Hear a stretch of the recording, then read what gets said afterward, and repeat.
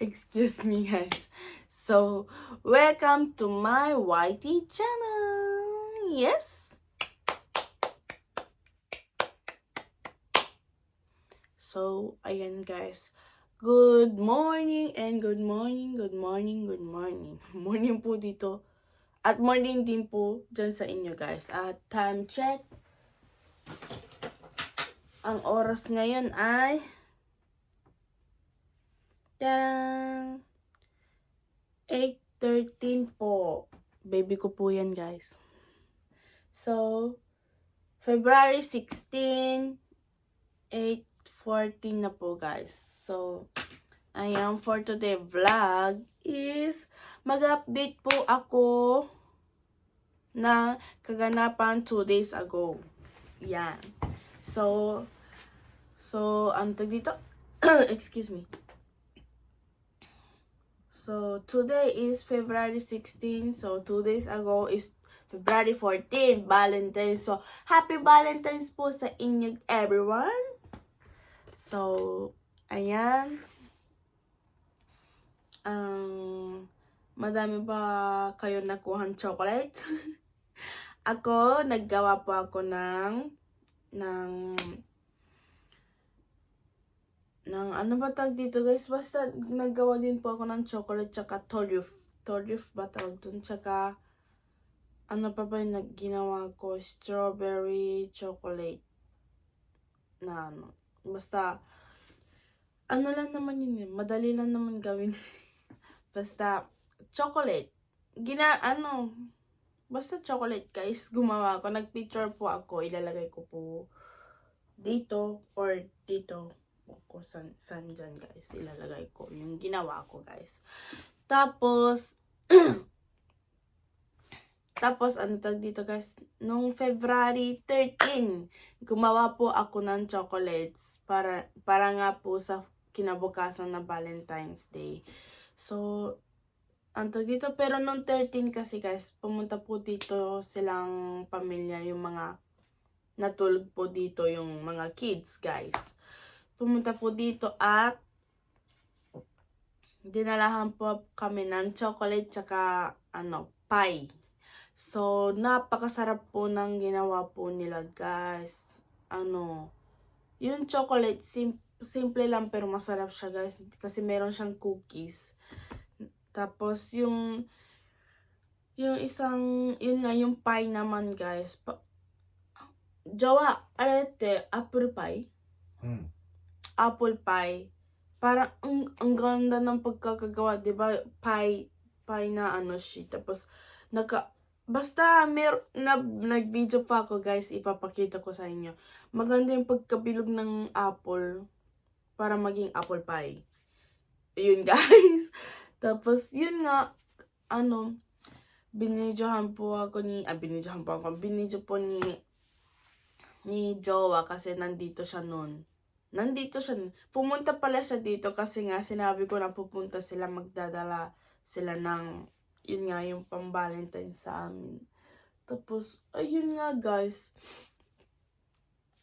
Ano pa ba? Yun lang naman ganap, guys. Tapos, diba, February 16 ngayon. Yesterday, guys. February 15 nga. Yesterday, umalis po ako. Nag-inom-inom po kami ng mga kasamaan ko po sa trabaho, guys. Dalawang lalaki, dalawang babae. Kasama na ako dun, guys. Magkakaibigan lang naman kami. Tapos, yun nga, uminom kami. Tapos, yung isang nurse na babae, guys, nag-resign po sa amin, guys. Tapos, gusto niya, kami talagang 4 yung magkakasama lagi, guys. Oo, tapos, meron pa kami isang kasama pero panggabi po kasi siya kahapon, kagabi, kaya hindi namin kasama guys. Tapos yun nga, kaming lima kami laging magkakasama pero wala nga siya kaya 4. Halos ganun lagi. Pag iinom kami, lagi kami 4. Lagi na lang kunyari, basta yun ang hirap mag-explain guys.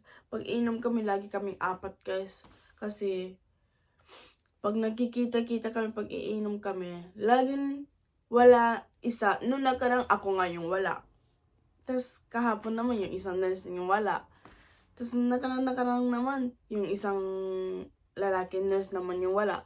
Laging ganun guys. Kaya, yun. Ganun talaga. Kasi, shift kasi sa amin. Shift, ano pa tawag dito? Lagi kasing night shift sa amin, guys. Ako nga nung January ata, katapusan ng January hanggang itong Tuesday, guys. Dire-diretso yung panggabi ko. Wala akong pang-araw, guys. Panggabi or walang pasok, ganun lagi. Kaya, yun. Tas kahapon, excuse me guys, kahapon pang-araw ako. Iba talaga pag nasanay ka sa panggabi guys, no? Kasi ang hirap kumilos ng pang-araw guys, parang natataranta ka na ba?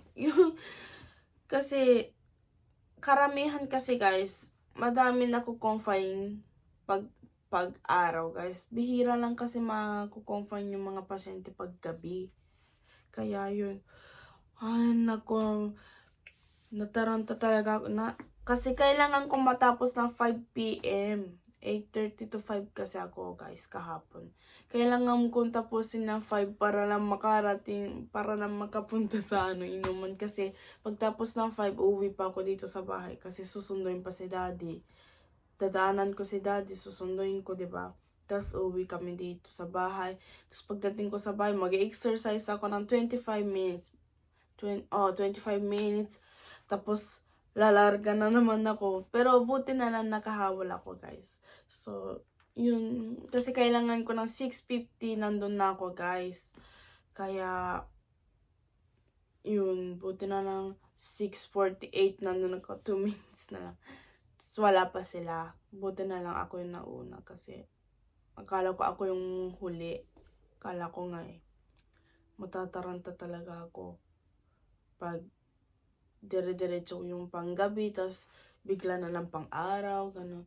Okay, sana kung pang-araw, panggabi, pang-araw, panggabi, tas walang pasok, tas pang-araw. Parang alternate pa. Pag ganun sana, hindi pa ako dire-diretso yung panggabi, tas uwi ng kinabukasan, tas panggabi ulit, tas uwi ng kinabukasan, tas walang pasok, tas panggabi ulit. Yung ganun kasi yung routine ko nung nakaraan. Kaya nataranta talaga ako guys nung kahapon na sabi ko parang kailan lang nung papang-araw pa ako dire-diretso na kasi nga yung panggabi ko, diba? Kaya, kahapon, sabi ko, pang-araw ako. Baka, nung pagpasok ko, wala pa naman wala pang naku-confine na pasyente.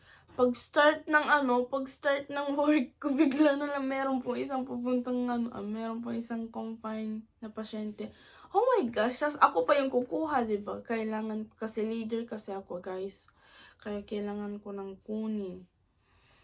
Tapos yun, kumuha pa ako ng pasyente. Tapos, maya-maya, mga 2 hours ago, ay na naman yung pasyente. Samantala, meron pa naman ibang floor yung meron pa naman open na room sa ibang floor. Pero, kasi, COVID floor kasi yung sa amin, 5th floor. Kaya, lagi na lang sa amin pumupunta yung mga mga may lagnat, ganun. Para pagkasakaling COVID, direct na sa COVID room. Kasi hati kasi sa amin ngayon nung mga last year ata, isang floor talaga yung sa amin. Kaso, pag ganun kasi hindi makakahabol. Tapos, medyo umuunti na kasi mga excuse me, mga COVID COVID patient. Kaya, hinati naman yung hindi na buong floor yung COVID room. Kalahati COVID room, kalahati yung normal na room, ganun. Yung ginawa nila para siguro makaano kami. Yun nga guys, grabe kagabi napagod talaga ako guys. Pag uwi ko bagsak. Syempre uminom pa kami diba, kaya pag uwi ko bagsak talaga. Pero syempre naligo naman ako. Pero kasi kahapon kasi umuulan. Hindi namin akalain na uulan kasi nga umaga umaaraw pa kasi guys, kaya hindi namin akalain na uulan. Kahit umulan, bakit ba? Hindi naman kami inom sa labas. Sa loob naman ng ng inuman, kaya okay lang, diba? Tapos ngayon guys, 16 February 16, pupunta po kami sa bahay ng parents ni Jowa kasi tinawag po kami. Ako pala yung tinawag guys. Si Jowa kasi wala siya ng balak umuwi, kaso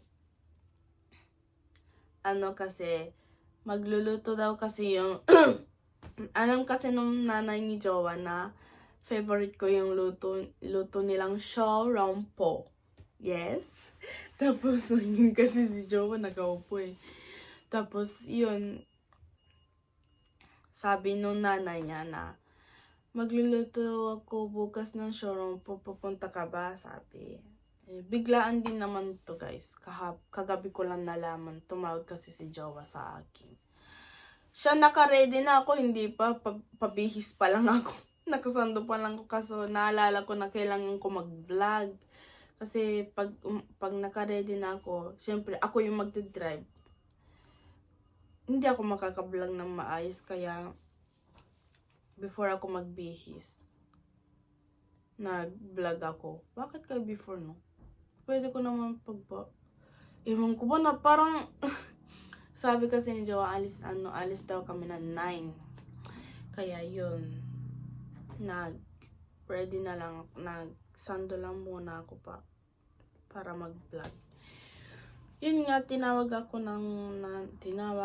tinawagan daw si Jowa kung pupunta daw ba ako.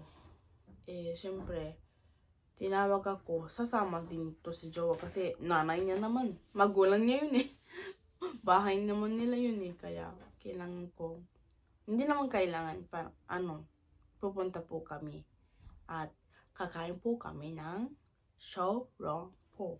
Yes. Tapos mas meron din daw ginawang cakes. So sigurado magbibideo to si Jowa, kaya pala video to lagi may hawak na cellphone Pag may nakikita siya sa akin na nakangiti ako, lagi na lang siya nagbibideo. Alam niyo ba, para tuloy akong baliw akong nakangiti. Tapos yun, nakakainis to picture o video, kahit nakapikit ako, pinipicturean pa ko nakakainis. So yun lang yung update ko ngayon, kasi yun lang naman yung ganap this week. Kaya yun guys. So ano pa ba? Wala na akong i-update siguro. Yun lang. Kaya hanggang dito na lang yung vlog ko guys. So pag may guys dito sa February 23, sigurado magvi-video ako. Pag makaka-vlog ako, magvo-vlog ako guys. Pupunta po kami ni Jowa tsaka nung yung kaibigan namin, yung nanay ng mga bata guys. Lahat silang pamilya. Yun nga yung kaibigan namin, yung mag-asawa. Tapos 4 na anak nila, tapos ako si Jowa, 8. pupunta po kami sa Koreatown. So, sigurado magvi-video ako, guys. Pag nakapag-vlog ako, magbablog ako dun, guys. Pero sigurado hindi ako makaka-vlog, kaya siguro magvi-video na lang ako, guys. So, yun lang yung sasabihin ko sa inyo, ha. Yan, magpupunta po kami sa Koreatown. Sana, mapasaya ko kayo sa video na yun, guys. So, yun lang, guys. Hanggang dito lang yung aking vlog. Napahaba yung vlog ko this time, but it's okay. So, yun. Meron ba ako sasabihin? Wala na ito. So, yun lang, guys. Thank you for watching. See you next video. Please like and subscribe. Bye-bye.